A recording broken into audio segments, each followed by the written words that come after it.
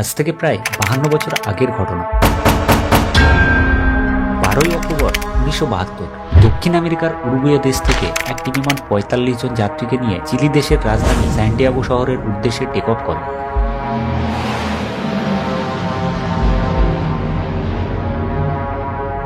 Normally একটি বিমানের Uruguay থেকে স্যান্টিয়াগো যেতে 3 ঘন্টা সময় লাগে, কিন্তু আবহাওয়া খারাপ থাকায় ওই বিমানটি কিছুটা পথ যাওয়ার পর আর্জেন্টিনার মেন্ডোজায় ল্যান্ড করে। আবহাওয়া ঠিক হওয়ার পর 13ই অক্টোবর 1972 অর্থাৎ পরের দিন 2:18-তে বিমানটি আবার টেক অফ করে স্যান্টিয়াগোর উদ্দেশ্যে। টেক অফের কিছুক্ষণ পর ওই বিমানটি অ্যান্ডিজের পাহাড়ি অঞ্চলে পৌঁছায়। অ্যান্ডিজের পাহাড়ি অঞ্চল বিশ্বের বৃহত্তম পাহাড়ি অঞ্চল হিসেবে পরিচিত। এই অ্যান্ডিজের পাহাড়ি অঞ্চলই ওই 45 জন যাত্রীর জীবনের কাল হয়ে দাঁড়াবে তা হয়তো কেউই কল্পনা করতে পারেনি। 3:21 যখন পাইলটরা বিমানটিকে ল্যান্ড করার জন্য বিমানের হাইট কমাচ্ছিল, তখন বিমানের চারিপাশে মেঘ চলে আসে। মেঘের কারণে পাইলটরা ঠিক বুঝতে পারছিল না তারা কোথায় অবস্থান করছে, কিন্তু তারা এখনও অ্যান্ডিজের পাহাড়ি অঞ্চলের ভিতরেই রয়েছে। কিছুক্ষণ পর বিমানের সামনে থেকে মেঘ পরিষ্কার হলে পাইলটরা লক্ষ্য করে তাদের সামনে একটি বড় পাহাড়ের চূড়া। তখনই পাইলটরা আতঙ্কিত হয়ে সর্বশেষ গতি দিয়ে বিমানটির হাইট বাড়ানোর চেষ্টা করে, ওই পাহাড়ের উপর দিয়ে বিমানটিকে নিয়ে যাওয়ার চেষ্টা করে, কিন্তু এতক্ষণে হয়তো দেরি হয়ে গেছে।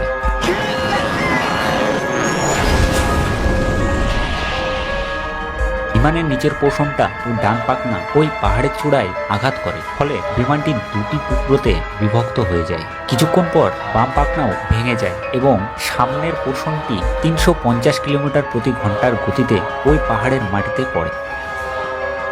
এই অ্যাক্সিডেন্টটি হওয়ার পর 7 জন নিখোঁজ এবং 5 জন স্পটেই মারা যায়। 45 জনের মধ্যে কোনোরকম 33 জন বেঁচে যায়, কিন্তু তারা হয়তো জানতো না পরবর্তী সময়ে তাদের সঙ্গে কি ঘটতে চলেছে। ওই 33 জনের মধ্যে 2 জন মেডিকেল স্টুডেন্ট রোবের্টো ক্যানেসা ও গুস্তাভো জার্বিনো নামে 2 জন চেষ্টা করে আহত যাত্রীদের চিকিৎসা ও যতটা সম্ভব ততটা সাহায্য করার। এদিকে 1 ঘন্টার মধ্যেই চিলি শহরে ওই ঘটনার খবর পৌঁছে যায়। এরপর সার্চ অপারেশন শুরু হয়। 4টি বিমানে করে রাত অবধি সার্চ অপারেশন চলে। বিমানটির রং সাদা, এমনকি বিমানের চারিপাশে সাদা বরফ থাকার কারণে তাদেরকে খুঁজে বের করা সম্ভব ছিল না। ওই ঠান্ডা বরফের পাহাড়ে 33 জন ভাবছিল যেমন তেমন করে আজকের রাতটা কাটালেই পরের দিন হয়তো তাদেরকে উদ্ধার করতে কেউ না কেউ আসবেই। তাই তারা ঠান্ডার হাত থেকে বাঁচার জন্য বিমানের ভাঙা সিট, সুটকেস, ব্যাগ সমস্ত সরঞ্জাম দিয়ে পিছনের পোর্শনটা বন্ধ করার চেষ্টা করে, যাতে বিমানের ভেতরটা গরম থাকে। ওই রাতেই 5 জন অতিরিক্ত ইনজুরি হওয়ার কারণে মারা যায়। এখন বাকি থাকে 28 জন। পরের দিন অর্থাৎ 14ই অক্টোবর চিলি, আর্জেন্টিনা ও উরুগুয়ে 3টি দেশ মিলে মোট 11টি বিমান সার্চ অপারেশন শুরু করে। ওই দিন তাদের মাথার উপর দিয়ে 3টে বিমান উড়ে যায়, অথচ তাদেরকে দেখতেই পায় না। নিচের থেকে তারা হাত নাড়িয়ে চিৎকার করে ইশারা করে, এমনকি সুটকেস দিয়ে বরফের উপর ক্রস চিহ্ন বানায়, তাতেও কোনো লাভ হয় না। এইভাবে সেদিনও কেটে যায়। এরপর তারা বুঝতে পারে বেঁচে থাকার জন্য জল ও খাবারের প্রয়োজন। তাই তাদের কাছে যত খাবার, চকলেট, বাদাম, ওয়াইনের বোতল সব এক জায়গায় করে এবং একজনকে দায়িত্ব দেয় সেই খাবার যেন সবাইকে অল্প অল্প করে সমানভাবে দেওয়া হয়।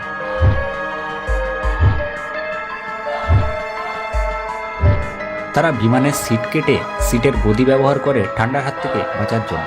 16ই অক্টোবর ফার্নান্ডো প্যারাডো নামে একজন কোমা থেকে জেগে ওঠে। জ্ঞান ফেরার পর সে দেখতে পায় তার মা মারা গেছে, তার বোনও ইনজুরি হয়ে পড়ে আছে। সে তার বোনকে বাঁচানোর চেষ্টা করে, কিন্তু 8 দিন পর তার বোনও মারা যায়। এদিকে সার্চ অপারেশন টিম টানা 8 দিন ধরে সার্চ অপারেশন চালানোর পর তাদেরকে খুঁজে না পাওয়ায় সার্চ অপারেশন বন্ধ করে দেয়।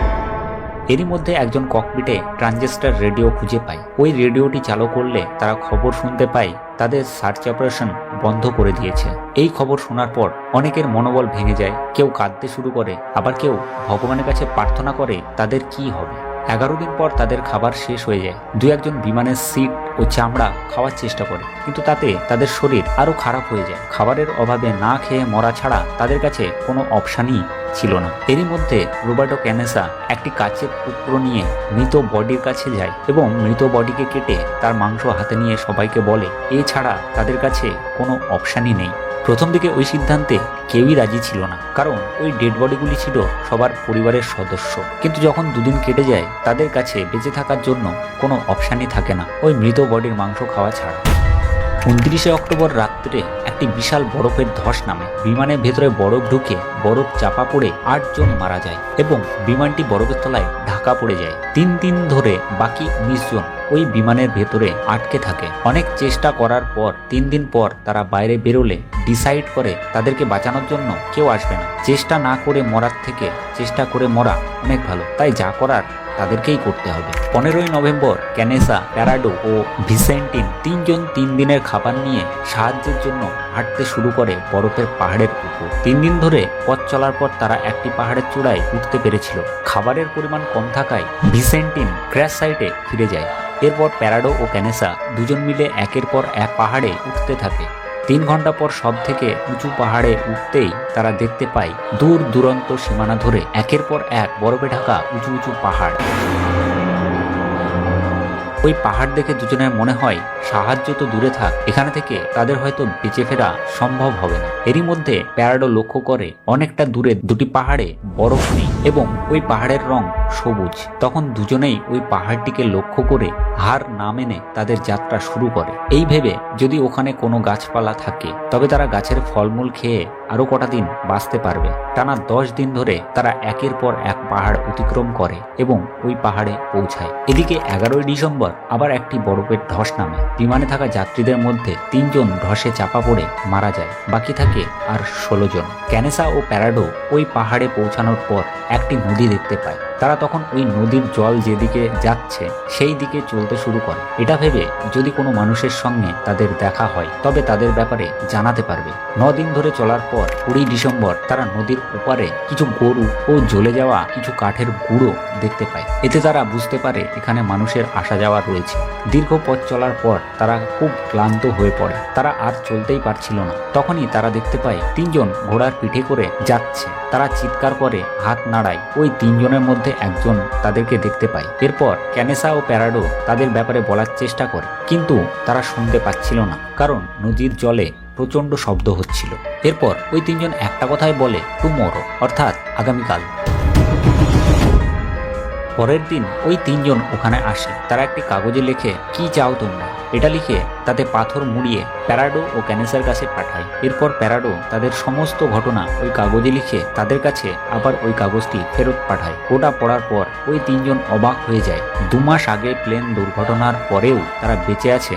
তাদের মধ্যে সার্গিও কাটালং নামে একজন ইমিডিয়েটলি পাশের মিলিটারি ক্যাম্পে খবর দেয়। ওই ব্যক্তি সহ মিলিটারি টিম এসে ওই 2 জনকে উদ্ধার করে। এরপর ওই খবর চারিদিকে ছড়িয়ে পড়ে। পরবর্তীকালে ওই 2 জনকে সঙ্গে করে নিয়ে 2টি হেলিকপ্টার ক্র্যাশ সাইটে পৌঁছায় এবং বাকি যাত্রীদের উদ্ধার করে।